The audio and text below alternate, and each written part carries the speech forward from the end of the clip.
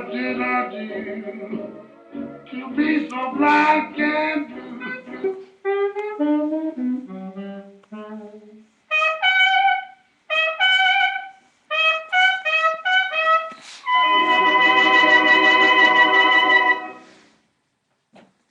Okay, so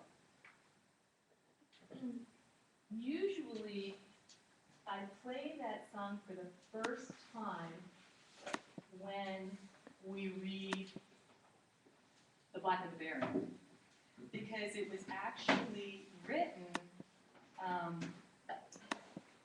for a musical show where, I think I said this, it was a lament on the part of a dark-skinned woman, and you can see how that would be true.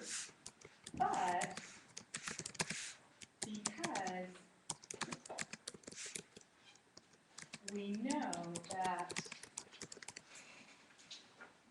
because we know that this is such an important part of the book, then matter of fact, he takes us to mentioning Ross and Reinhardt on page 12. And that's kind of a hard part to get through. All right, so on page 12,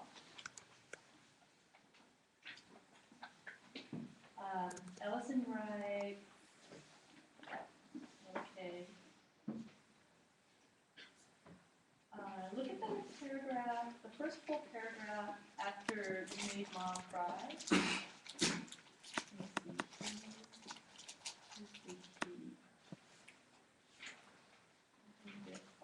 Oh, okay. Actually, look on page 11. Then we'll know who's hanging on to him. On page 11, at the very bottom of the page, when he's having a discussion about freedom with the old woman, Ellison writes, suddenly, one of the sons, a big fellow, 6 feet tall, appeared out of nowhere and struck me with his fist. What's the matter, man? I cried. You made Ma cry.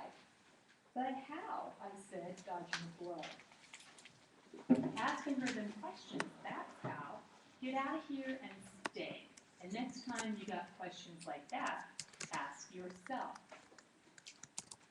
He held me in a grip like cold stone, his fingers fastening upon my windpipe, until I thought it would suffocate before he finally allowed me to go. I stumbled about dazed, the music beating hysterically in my ears. It was dark.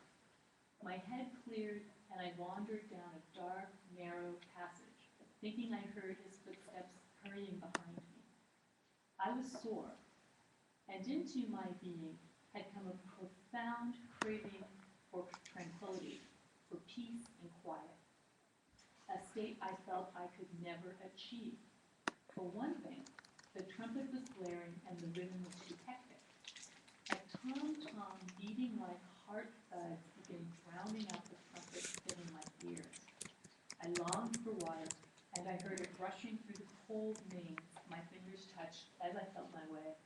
But I couldn't stop to search because of the footsteps behind me. Hey, Ross, I called. Is it you, Destroyer Reinhardt? No answer. Only the rhythmic footsteps behind me. Once I tried crossing the road, but a speeding machine struck me, scraping the skin from my leg as it roared past. Then somehow I came out of it, ascending hastily from this underworld of sound to hear Louis Armstrong innocently asking, what did I do to be so black and blue? At first I was afraid. This familiar music had demanded action, the kind of which I was capable. I'm sorry. This familiar music had demanded action, the kind of which I was incapable. And yet, had I lingered there beneath the surface, I might have attempted to act. Nevertheless, I know now that few really listen to this music.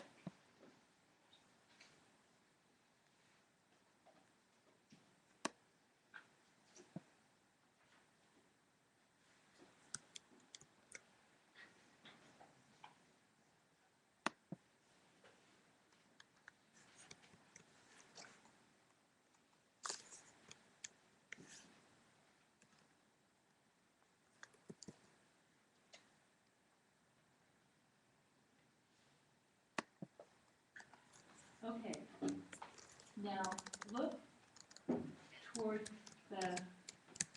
about the last third, fourth or so of that full paragraph on page 14, and think about James Baldwin. Yes, yes, yes. Let me agree with you.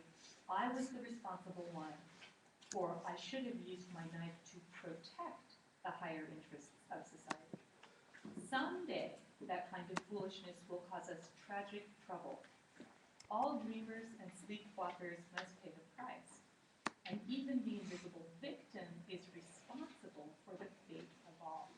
But I shirked that responsibility.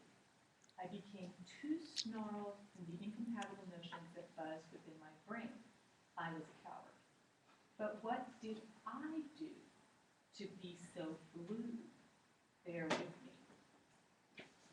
Mm-hmm. That's an interesting word choice. What did I do to be so